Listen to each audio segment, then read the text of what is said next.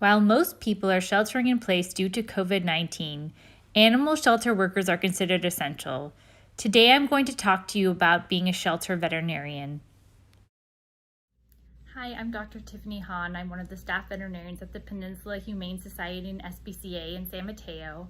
I primarily work at the San Mateo facility, but also work at our Burlingame facility, which is where our adoptable animals go. Since I was about 5 years old, I knew I wanted to be a veterinarian. I loved animals. They brought me so much happiness and peace. They calmed me when I was upset, and so I knew that I wanted to devote my life to helping them. At the shelter, it's a little bit different than when you take your animals to the vet, because I'm caring for homeless animals. Either they're lost, they're stray, they don't have a family, they need to be reunited with their family, or a family can't take care of them any longer and they bring them to us so that we can care for them. We work with animal care and control staff who respond to calls from the public for loose or injured animals. They will bring the animals back to the shelter where we can attend to any of their medical needs so that they can be reunited with their owner or go up for adoption after their hold period and evaluations. We care for all different kinds of animals at our shelter. The most common are dogs, cats, and rabbits. However, we also care for pocket pets like guinea pigs, rats, and mice, exotics like birds, lizards, snakes, and turtles, barnyard animals, and even wildlife, which are taken to the Tom and Annette Lantos Center for Compassion in Burlingame. Don't let these photos fool you. Although my patients bring me lots of joy, there's plenty of work to be done. From surgery to caring for sick and injured animals to our free mobile spay and neuter clinic, we are always busy.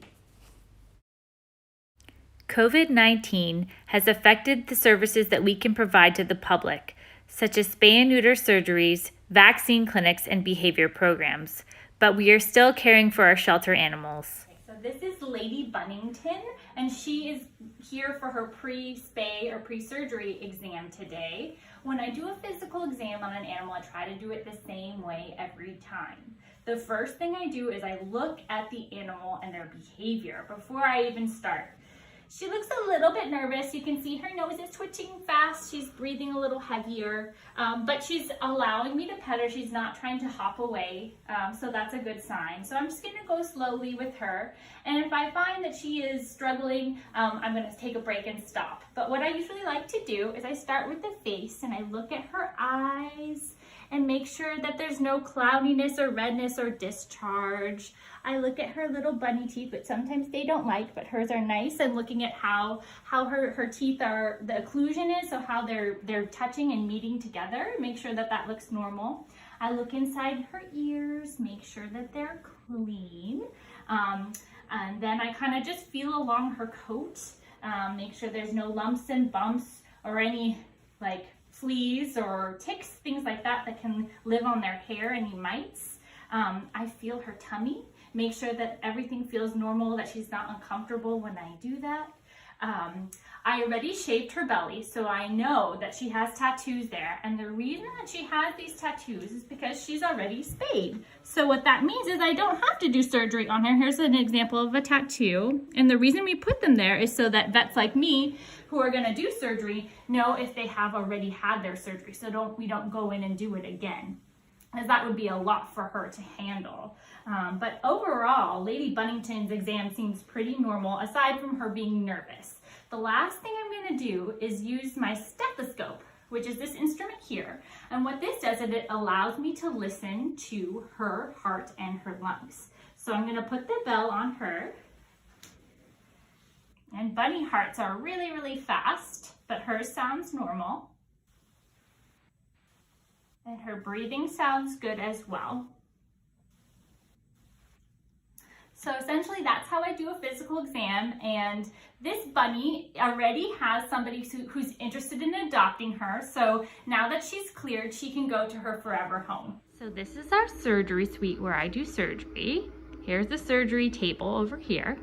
The most common surgeries we do are called spays and neuters, and the reason we do this is to prevent pet overpopulation.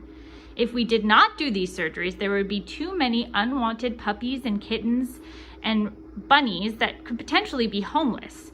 So what we try to do is to have enough animals to support the amount of people in our community. Everyone who comes into the surgery suite must wear a cap on their head and a mask on their face. And the reason this is because we don't want any of our hair to fall into the surgery area, and we don't want to accidentally sneeze or spit into surgery sites. So for the same reason that we wear masks for the virus, it's the same reason we're going to try to protect the animals that are having surgery in the surgery suite. When I do surgery, when I perform the procedures, I wear a special gown over my scrubs, and it's considered sterile. So that means it's completely clean, free of germs, and that's another way to protect the animals from getting an infection after surgery. So I'm about to scrub in for surgery. It might look like I'm just washing my hands after I was out and about because of the virus, but that's not what the case is. This is always part of my job. So before I do surgery, I wash my hands really, really well with this special sponge. And the reason why is because I don't want to pass any germs to the animals that I'm working with. So it's really, really important that I scrub super well. So you can watch how I do it.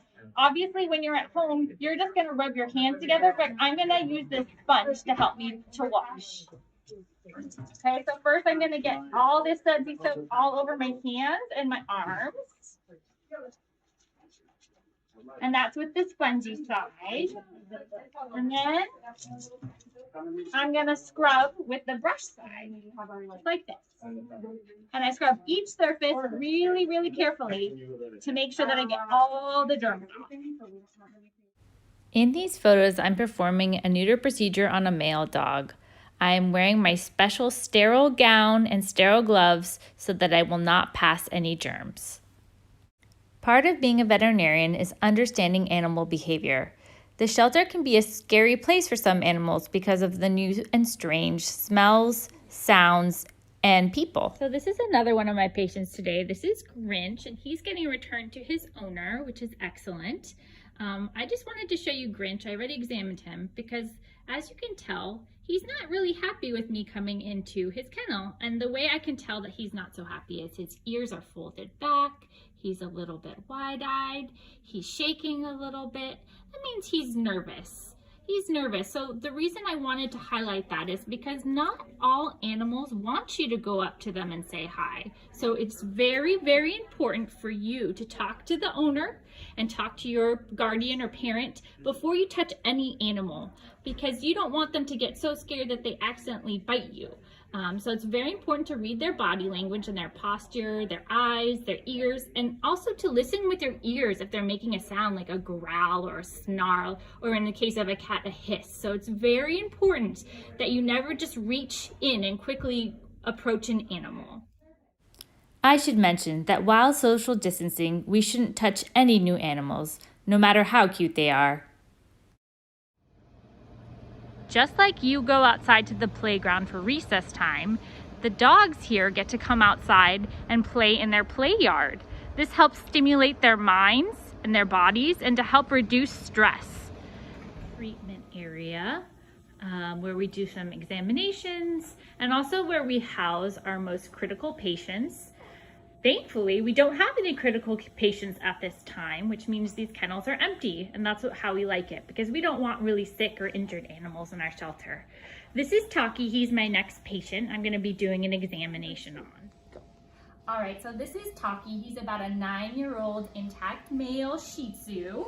I just wanted to point out a couple things about Taki. He's already had full examinations by some of our other veterinarians, but I'm checking him out too because we took some x-rays of him and I wanted to see the patient before I interpret those images. And so one of the things I wanted to mention is that these kinds of dogs need regular grooming and haircuts. As you can see, his hair is kind of growing over his eyes a little bit, so it's harder for him to see. And he has some mats underneath here, so some knotting of his hair, and that doesn't feel good. Just like when you have tangles in your hair and your mom's trying to comb it out, that hurts. So we don't want that to happen to our pets. So we have to maintain regular grooming schedules for them and regular baths, and a lot of times they actually enjoy it. The other thing is, I hope you guys are brushing your teeth twice a day because Taki has not been. Can you see that? He's got yucky teeth. So he'll probably need a full dental cleaning under anesthesia to get those nice and clean and to extract or remove any teeth that are rotten, because we don't want that. It hurts their mouths and it makes them smelly, and we don't want smelly mouths, do we, Taki? No. The other thing I wanted to mention about all the dogs and cats that come into our shelter is that they receive vaccinations on intake. And those are the shots that you get when you go to the doctor. And so sometimes the animals don't like it, so we do have treats for them afterwards. But the reason that we find it so important to vaccinate is that if we don't, then a lot of them are gonna get sick because they're around other animals that might be stressed or from different environments. I think Taki's enjoying himself and his little pets right now because he hasn't been out for a while, so he's enjoying his examination here. But he's been a really good boy for his exam, and now he's gonna get belly rubs. And here, I'm gonna offer him a little treat and see if he wants it for being such a good patient. Do you want some of this, Taki? Look. No, you see, he's itchy. His face is a bit itchy, and that's why he's scratching it. He says, this feels so good. And so when he gets a grooming, he's gonna feel even that much better. So this is our x-ray room, and an x-ray is a way to take a picture of the insides of the body so you can see the organs inside as well as bones. As I mentioned earlier, we took some x-rays of Taki, the little Shih Tzu, and this is Taki's chest. And inside his chest is this structure right here, which is his heart. Normal heart should make the sound that goes like this, lub-dub, lub-dub. But his heart goes whoosh-dub, whoosh-dub, whoosh-dub. That's called a heart murmur and is abnormal. As I mentioned earlier, we received many different exotic animals. It is very important to do your research before adopting one of these pets, as they have very specialized needs. From enclosures to temperature, humidity, and diet, all of these are major contributing factors to quality of life. If provided with the wrong environment or diet, they can become sick or injured. Understanding their behaviors is a must. For example, this leopard gecko is nocturnal, so it is most active at night and likes to sleep during the day. The red-colored light is less disturbing and provides some warmth to the enclosure. Chinchillas are adorable, but just like gremlins, you should never get them wet.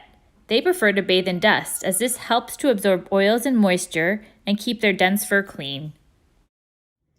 This is a ribbon snake. He is very little. They tend to be small snakes. He's a pretty shy guy, so he might, take off right away. I just might need to put him over here. Yeah, just put him in the enclosure. And yeah, he's so shy, but he's like in the garter snake family, so they tend to be relatively small snakes, which is kind of nice. And this guy's pretty active during the day. Wow, look at him. So everything is new to him. It just changed, and he's probably gonna just slowly go through his environment. But I set it up so he has plenty of hiding areas, at least 2 on each side. This is gonna be his warm side. This is his cool side. And we also wanna make sure that he has plenty of humidity, because he does eat animals like fish and frogs. So he does expect to find food in his water bowl. So just give him as big as a water bowl as we can give him in his temporary environment. I thought I'd end this video with a litter of huskies we received. Well, because cute puppies. There were 9 in total and only 1 female. We named them Snow White, the 7 Dwarfs, and Prince Charming. Being a shelter veterinarian is awesome. I often say the animals heal me as much as I do them. When bringing a new pet into your home, please consider your local shelter or rescue first. You never know, your best friend could be waiting there for you. Thanks for listening.